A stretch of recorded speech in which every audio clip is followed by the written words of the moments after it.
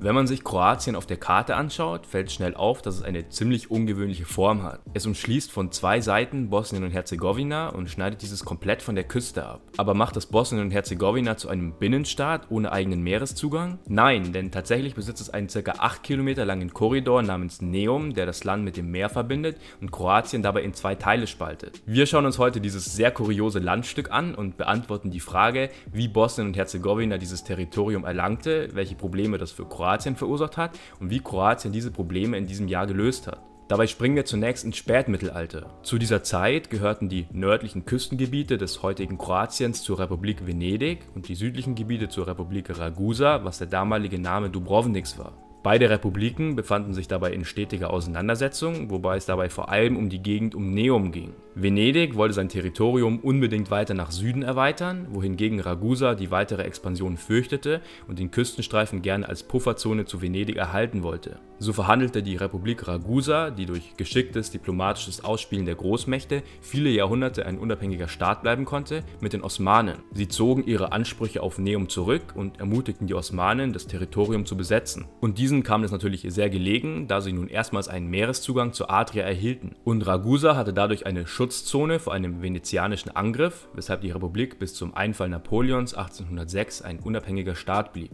Auf dem Wiener Kongress wurde Kroatien dann zwischen Österreich und Ungarn aufgeteilt, das sich ja später vereinte und wodurch auch die heutige Form Kroatiens entstand. Neum blieb aber weiterhin Teil der osmanisch regierten Provinz Bosnien und Herzegowina. Erst 1878 fiel Bosnien und Herzegowina dann auch an Österreich und nach dem Ersten Weltkrieg ging es im vereinten Jugoslawien auf. Zu dieser Zeit spielte der Neum-Korridor keine große Rolle, da das umliegende Gebiet sowieso zu ein und demselben Staat gehörte. Erst mit dem Ende Jugoslawiens wurde es problematisch. Durch den Meereszugang Bosnien und Herzegowinas war die neu gegründete Republik Kroatien nun zweigeteilt und man konnte den südlichen Teil Kroatiens nur mit Hilfe der Durchquerung von bosnischem Territorium erreichen. Weiter verschärft wurde das Problem dabei durch den EU-Beitritt Kroatiens im Jahr 2013, wodurch nun eine EU-Außengrenze mit Personen- und Zollkontrollen zwischen beiden Landesteilen Kroatiens existierte. Zudem plant Kroatien in den Schengen-Raum einzutreten, was die Kontrollen noch weiter verschärfen würde. Besonders auch seit dem weltweiten Erfolg von Game of Thrones konnten sich beide Drehorte Split und Dubrovnik kaum vor Touristen retten. Sie liegen aber jeweils im anderen Landesteil, was auch die touristischen Reisen weiter erschwerte. Es war also für Kroatien bereits früh klar, dass eine Alternativlösung gefunden werden musste. So begann die Regierung in Zagreb bereits 2007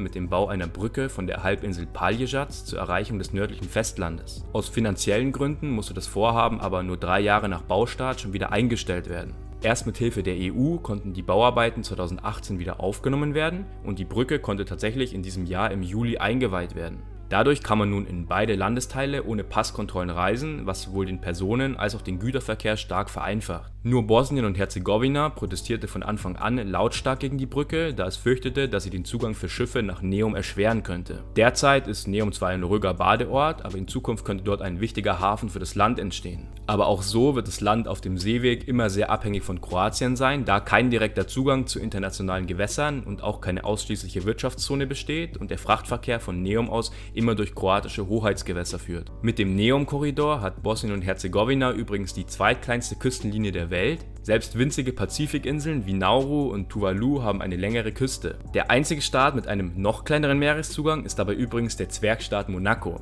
Über Monaco habe ich vor kurzem auch schon ein eigenes Video gedreht, in dem wir uns anschauen, warum Monaco eigentlich ein eigenes Land ist. Ich verlinke euch das Video direkt hier und ansonsten würde mich sehr interessieren, was ihr von der neuen Brücke Kroatiens haltet. Denkt ihr, es ist ein sinnvoller Schritt oder wird Bosnien dadurch zu sehr in seinem eigenen Hoheitsrecht eingeschränkt? Schreibt es gerne in die Kommentare und dann viel Spaß beim Video über Monaco und ich sage ciao.